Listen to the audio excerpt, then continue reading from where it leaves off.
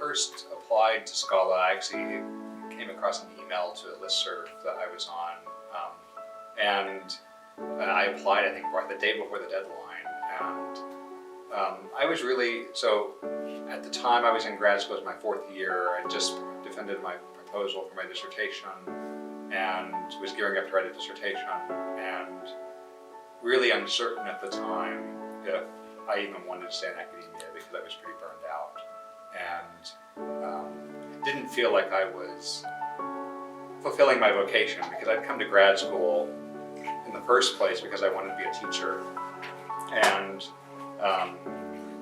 didn't feel like at a research university that I was able to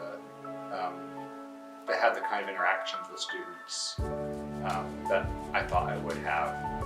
And so I was really unsure if I even wanted to stay in academia. And so I saw this seminar on, how do Christians integrate their faith and and their academic vocation, and saw that it was in Oxford and in a monastery in England, and I thought, oh, nope, there couldn't be a better vacation or break or space away from what I'm doing in my daily life, where I could slow down and reconsider what I'm doing, and even to make changes if I need to.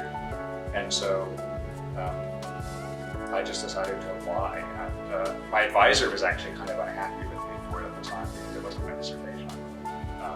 But it was a really great decision, and has borne a lot of fruit in my life in my own vocational discernment.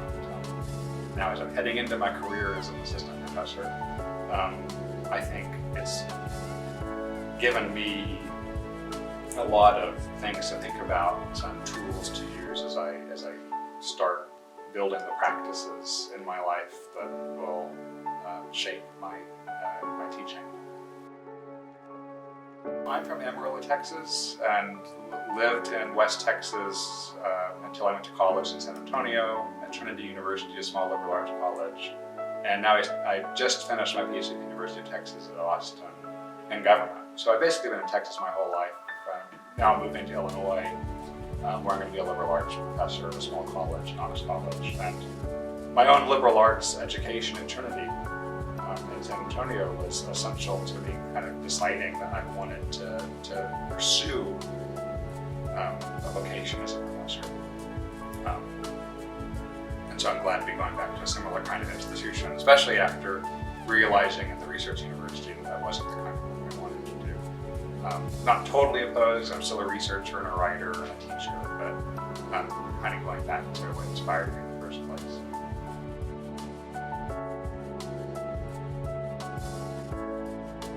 I think one of the best things about Scala is you get a bunch of people together who all have the same kind of orientation to academia.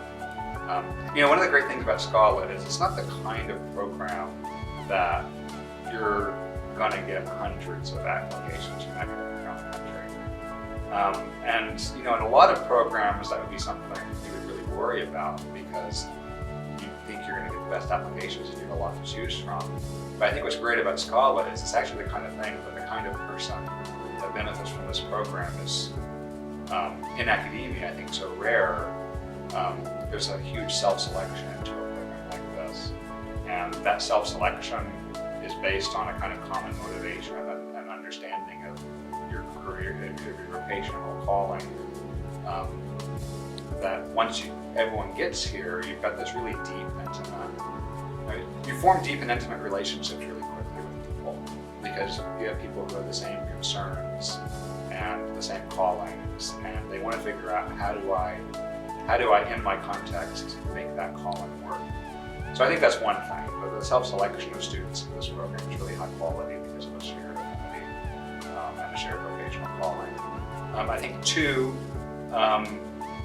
the faculty at Scala model really well, I think, what it looks like to be a teacher scholar, and someone who integrates their learning into their classroom, into their instruction. But I think one of the things that struck me the most about Scala is the kinds of I think I've called it before, kind of teaching is hospitality, is welcoming people into your life as you teach them. And so the conversation in the classrooms are robust, but they never stop there. They continue over meals, they continue as we go on to excursions. We went sailing on one. When we were in England, we looked at all of these abandoned abbeys. The conversation just never stops because there's so much hospitality and personal engagement, not just intellectual engagement. And I think for me as a teacher, that's really shapes the way I want to think about the kind of relationships I have with my students. Inviting groups of students into my home for conversations over dinner. And I think that shaped, that certainly, when I was on the academic job market, that shaped the kind of jobs that were attractive to me. Where the kind of schools I can go to where I can get to know my students, not just walking through each lecture hall, where I'm just giving information in kind of an anonymous fashion, because the only way I know my students is if they seek me out, because there are no opportunities for me to get to know my students. And so Scala has really modeled that.